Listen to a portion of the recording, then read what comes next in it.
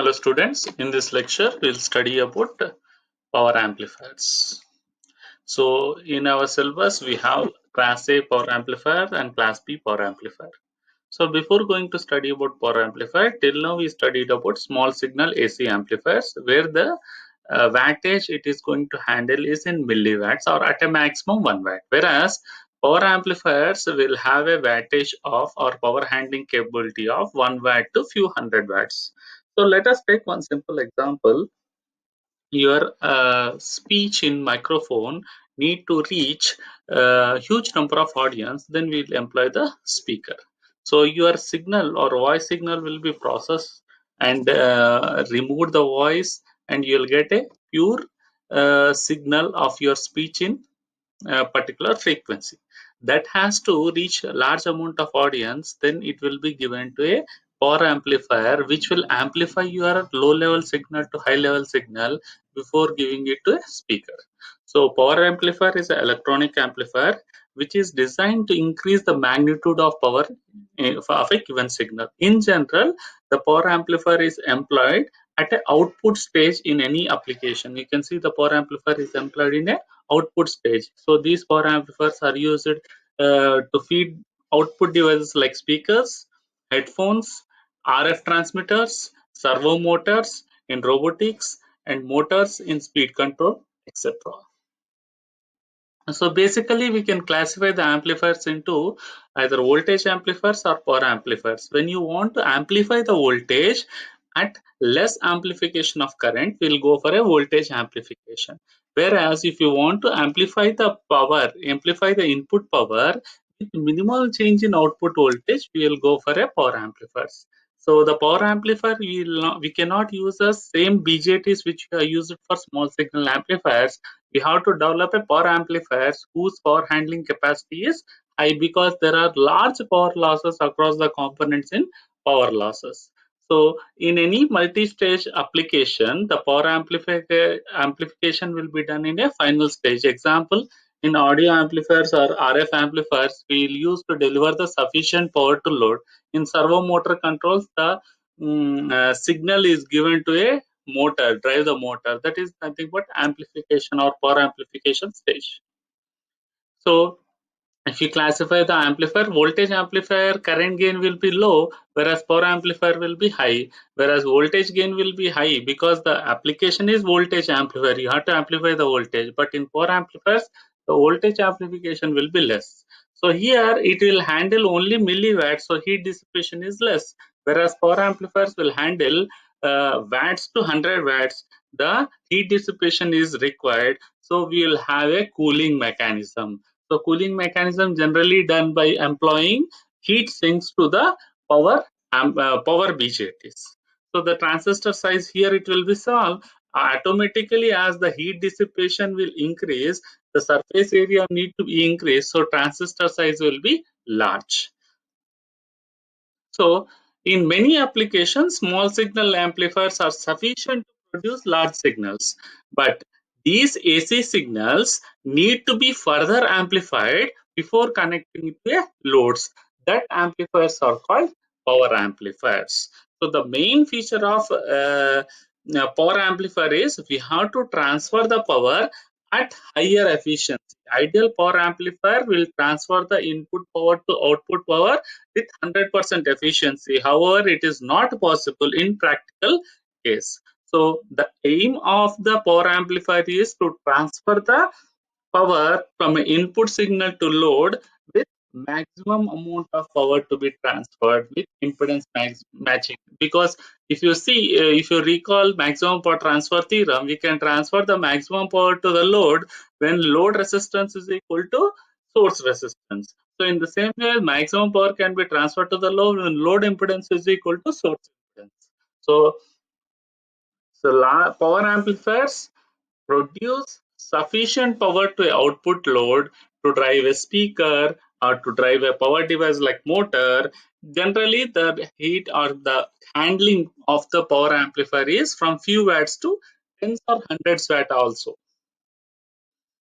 So the power amplifiers are basically classified into class A, class B, class AB, class C, and class D, depending upon for how much angle it is going to conduct. If at all you take a input for this power amplifier is a sinusoidal AC signal. So for one complete cycle, it will take 360 degrees.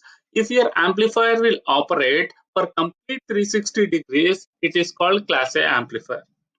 If your amplifier will operates only for 180 degrees, that means it will operate only for half of the cycle, remaining half of the cycle it will operate in cutoff position, then it is called class B amplifier.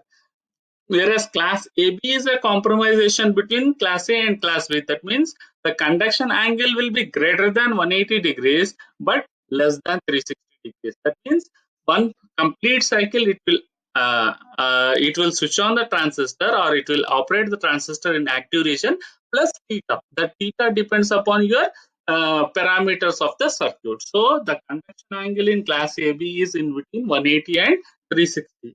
Whereas class C amplifier is the conduction is less than 180 degrees only. That means it will operate only for 60 degrees. So you cannot have even complete amplified half AC signal also. Whereas the class D is the amplifier that is biased only specially for a digital signals. So in our syllabus, we have class A amplifier and class B amplifier. So you can see the waveforms which will explain you what is the difference between class A, class B, class AB and class C. In class A, the complete input waveform is amplified and it is available in output. Whereas in class B, only for half of the cycle it will conduct, remaining half of the cycle it will operate in cutoff region, next half of the cycle it will conduct, next it will operate in cutoff region.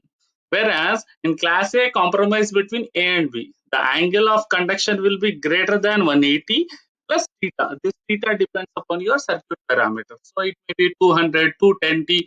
So the conduction angle it will be from 180 to 360. Whereas class C will operate with the conduction angle less than 180. So here you can say it is operating up to 160 degrees, not 180 degrees. So the amplifier efficiency depends upon the type of an amplifier. In class A amplifier, we can get maximum efficiency from 25% to 50%. In class AB, we can get from 50% to 78.5%. Class C, the efficiency is 78.5%. And class C, it is less than 180 degrees. So class C is generally not used for delivering a huge amount of powers because we will not get enough amount of efficiency. Efficiency is less than 25%. So what is the efficiency? Ratio of output power by input power.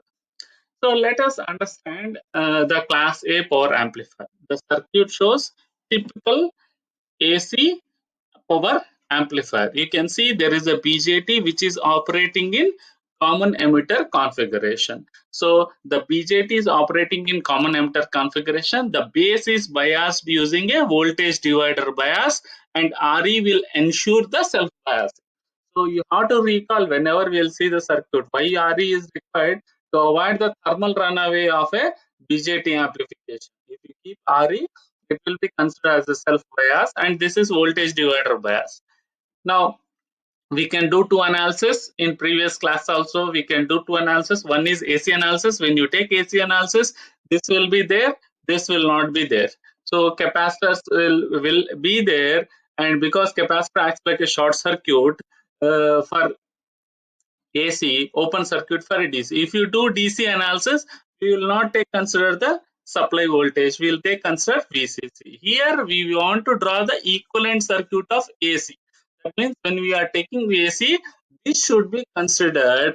This should not be considered. That means we have to make VCC to the ground. Once you make VCC to the ground, this is also at ground potential. This is ground potential. So we can interconnect these two over here and we can take this circuit and connect this here. So thereby R1 and R2 are parallel, RC and RL parallel. So to draw the amplifier AC equivalent circuit, step one is make VCC is equal to 0.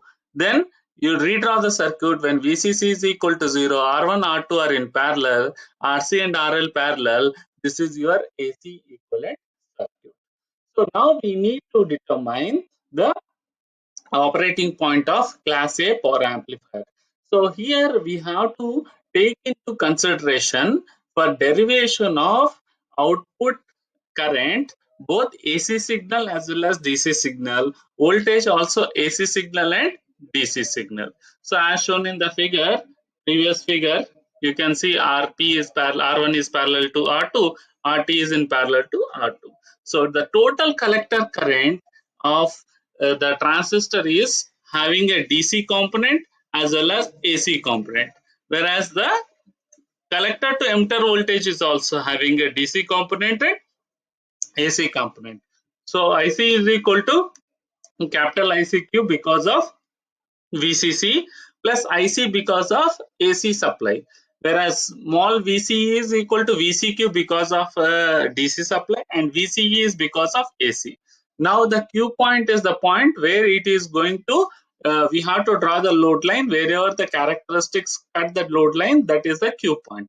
So we can have derive the quotient operating point for this class A amplifier, and it will be resulting into this. For a derivation, let us consider apply the KVL to the right hand side loop. If you apply the KVL to the right hand side loop, it will be minus ICRE minus VCE uh, minus IC into RT.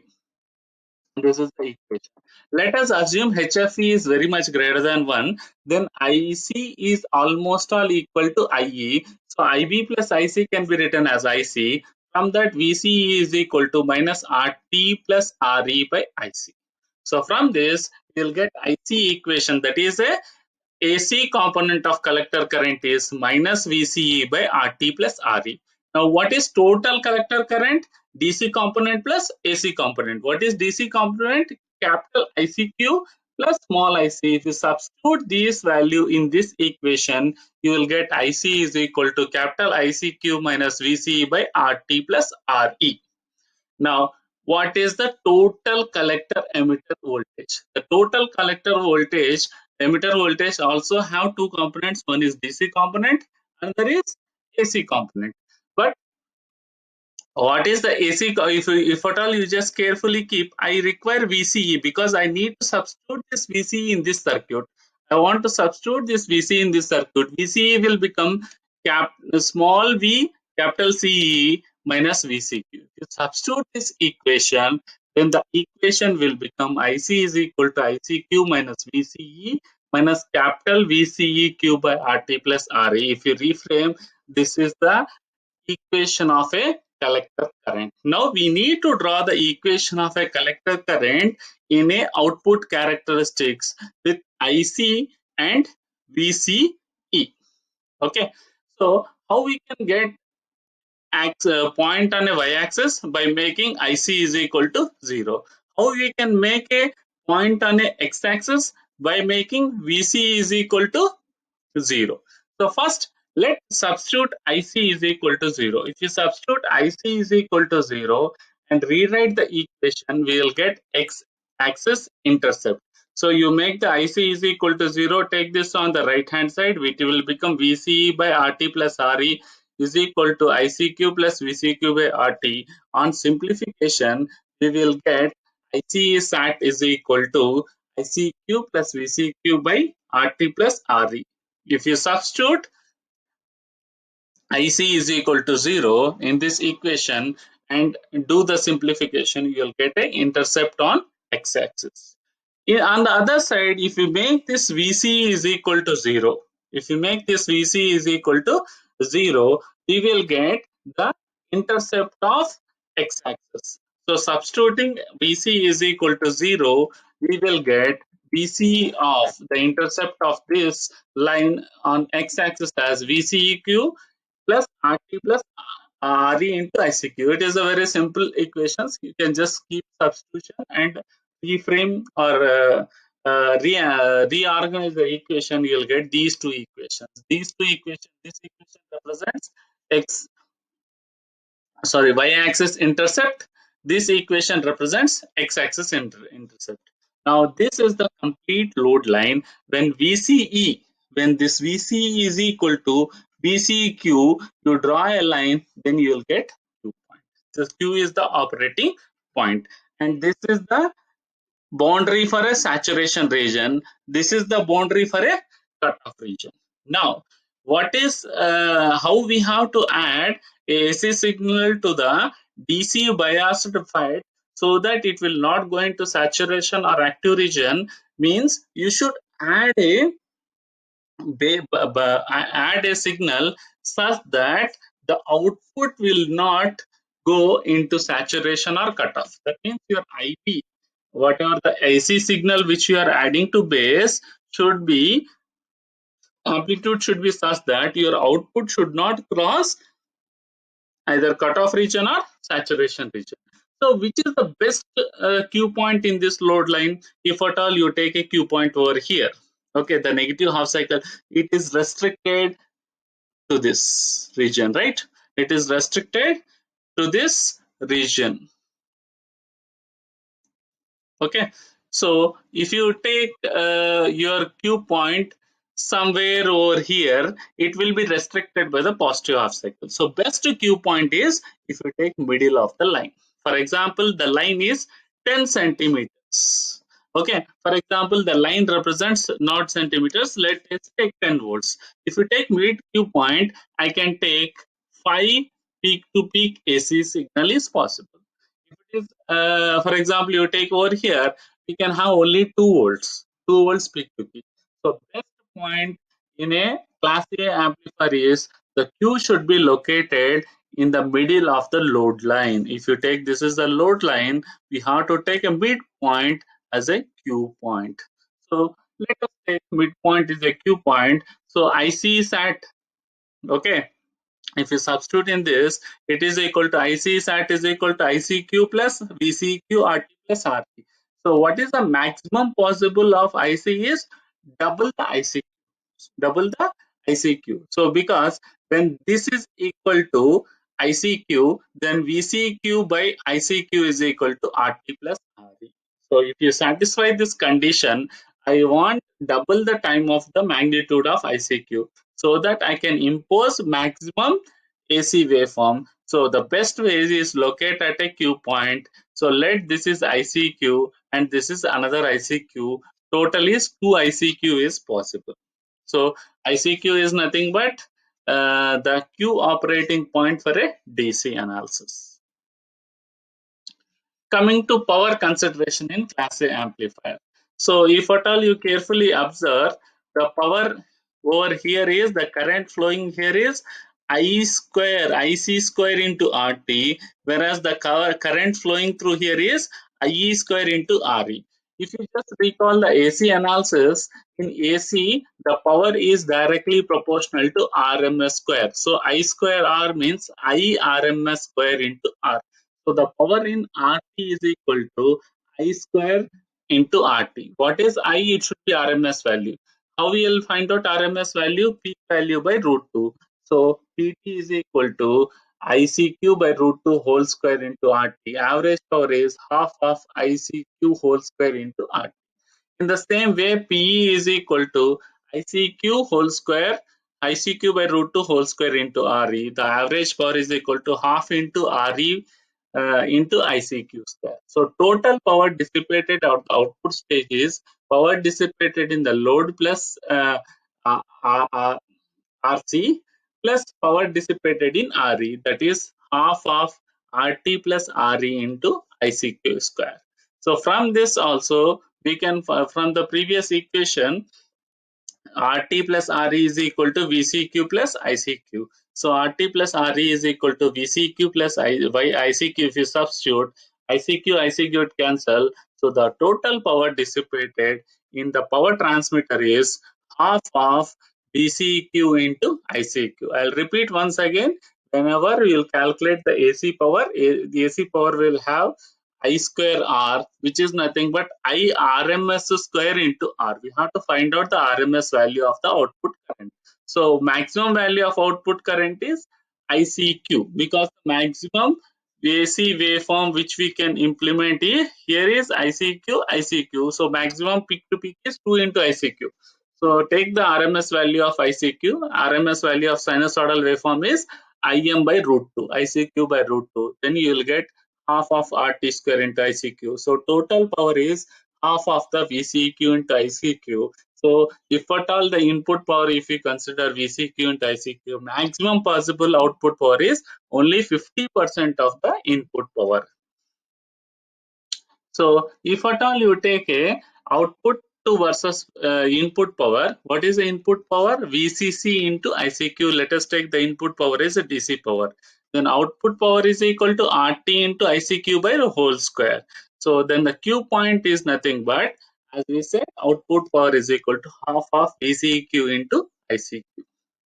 So taking into efficiency, efficiency is output power by input power. So input power is nothing but VCC into ICQ. Output power is equal to half of VCQ into ICQ. On substituting this, what is VCC by 2 into ICQ by 2? So half of VCC by 2 into IC. Then we will get a maximum efficiency possible in class A amplifier is only 25%. So what is the advantage of class A amplifier? It has high fidelity because output is exact replica of input signal. There is no clamping or clipping. Whatever the input signal, you will get amplified version in a output signal. It has improved high frequency response. It has high improved frequency response because device is continuously operating in active mode of operation. Neither it is going into saturation, no cutoff. Since complete cycle is available output, so therefore there is no crossover distortion, and single-ended configuration can easily and practically realized if at all you are using only one class A amplifier which is connected. It is easy to implement.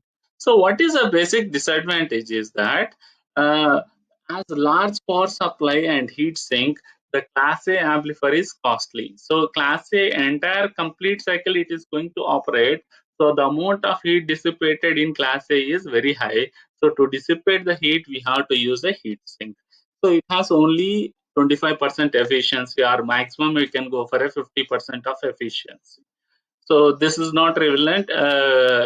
This is not relevant to us because we didn't study about transformer coupling of a amplifier. Now coming to class B amplifier. So as we said, class B amplifier, it can conduct only for half cycle. Remaining half cycle, it will act like a cutoff mode of operation.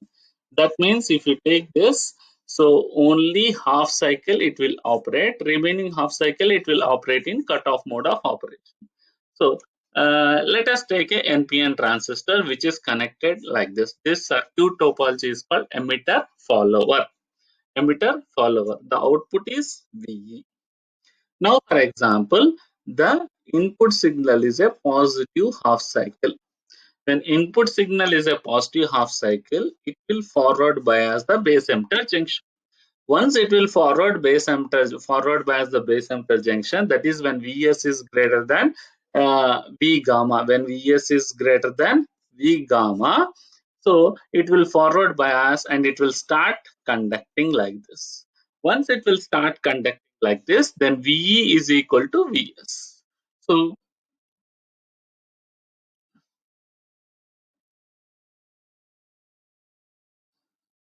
yeah. So for a positive half cycle as an input, output also you'll get a positive half cycle. Now coming to negative half cycle.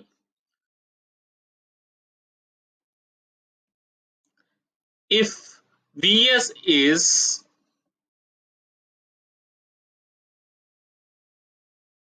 if Vs is a negative half cycle.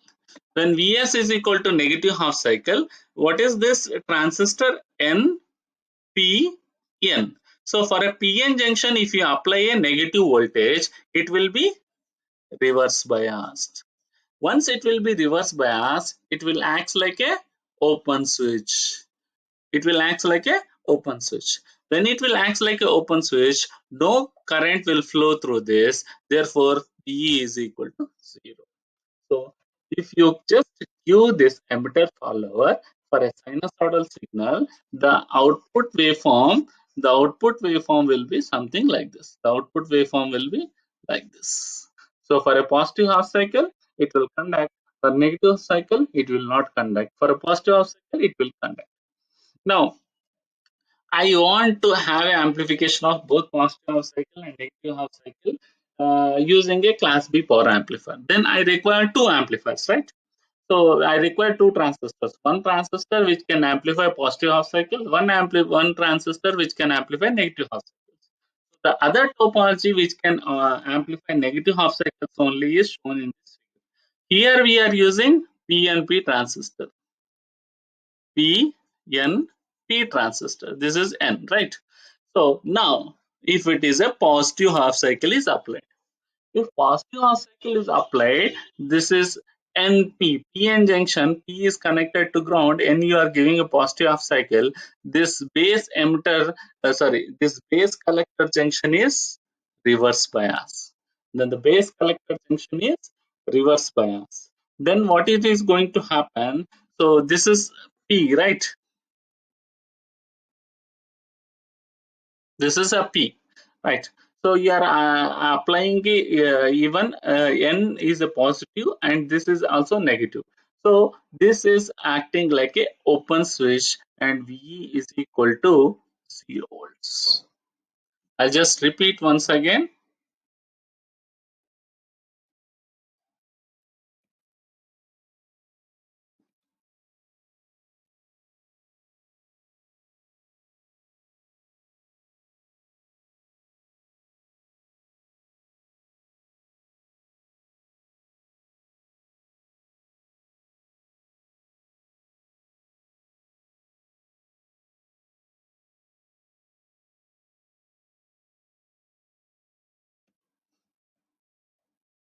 Yeah, please give me some time. Okay. So during positive half cycle, this is a P and this is N PNP transistor. So we are connecting a positive to N. So this PN junction is reverse bias. So the output voltage is equal to 0. When you apply a negative half cycle, when you apply a negative half cycle, so this N is connected to negative, P is connected to positive. So what is going to happen? This is short circuited. No current will flow. Okay. So these base emitter junction will become forward bias. When base emitter junction will become forward bias, it will start conducting through this. Then VE is equal to VS.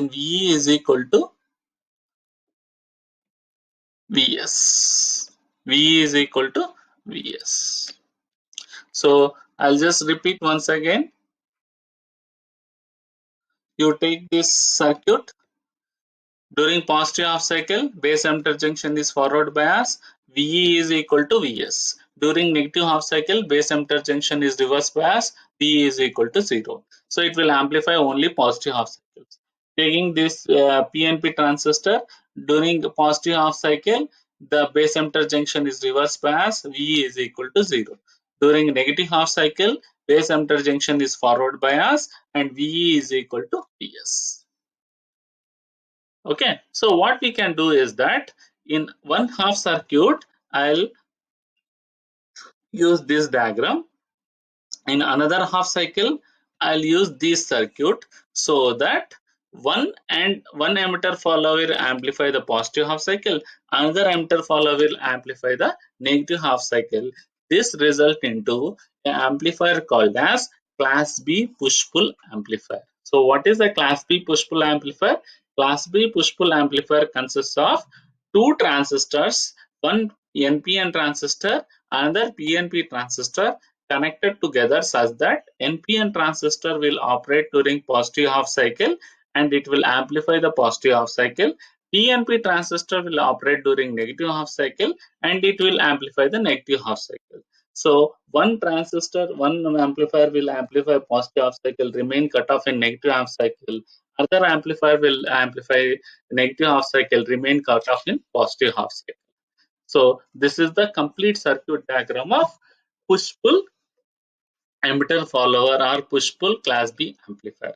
So let us analyze this circuit during positive half cycle. What will happen when during positive half cycle, positive is connected to both the ends, right?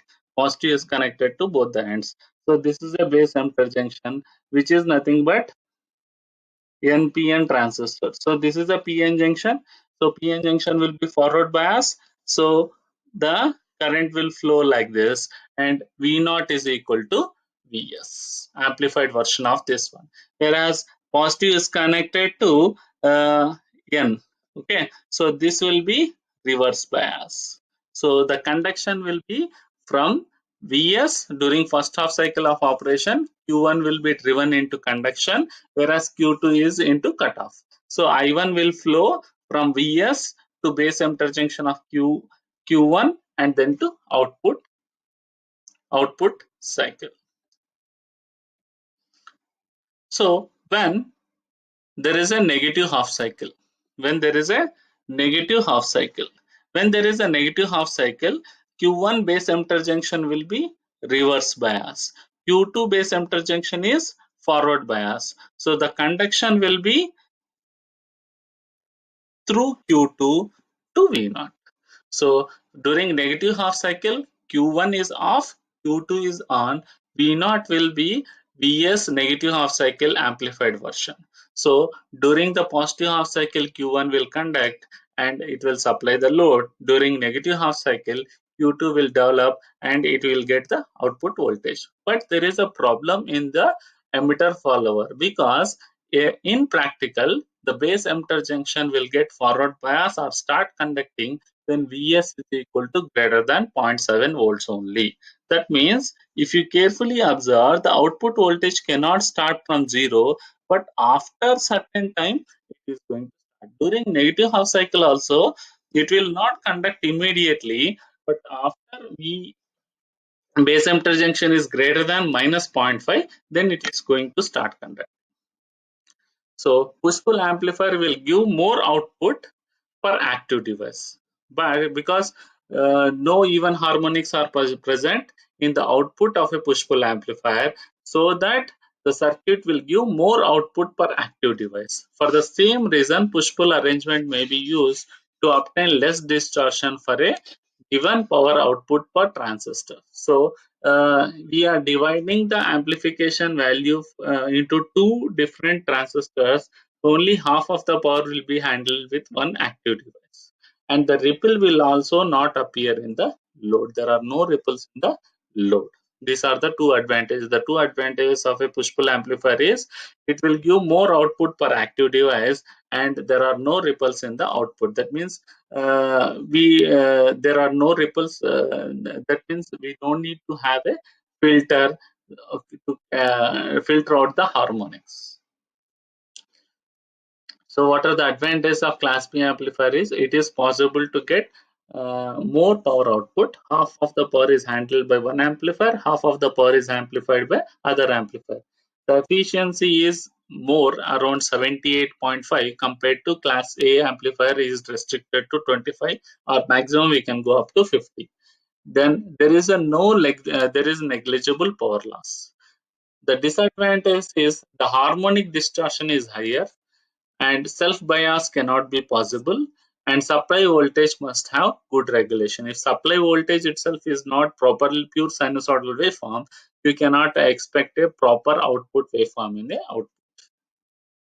So the main problem, as I said, in a push-pull amplifier is crossover distortion. Whatever crossover distortion is, the transistor has to Q1 need to be operate, Q1 should be on for the positive half cycle. But the Q, if you take it as ideal switch, once the voltage input voltage is positive, it is going to start. But in practical, on both the half side, whenever the Q1 is going off, Q2 is on, there is a small delay in output waveform. So there is unique zero cutoff biasing arrangement. So what we have to do is that unique zero cutoff biasing arrangement need to be provided. That means once your positive input cycle is a positive, irrespective whether it is greater than VB or less than VB, it should start conducting. Once the input voltage goes to negative, Q2 should start operating, Q1 will goes into switch off mode. Then we can avoid the crossover distortion. So one way of removing this crossover distortion is using the voltage divider bias of a class B push-pull emitter amplifier as shown in the figure. Okay, so the figure shows class B push-pull emitter follower. You can see that AC waveform is supplied, okay, through Vs, and this is the internal resistance of AC, and it is coupled to your class B push pull amplifier using coupling capacitor C. Now this is biased by R1 R2, and this is biased by R2 R1. These additional resistances which are connecting will once the positive half cycle goes into negative half cycle, uh, it will start conducting.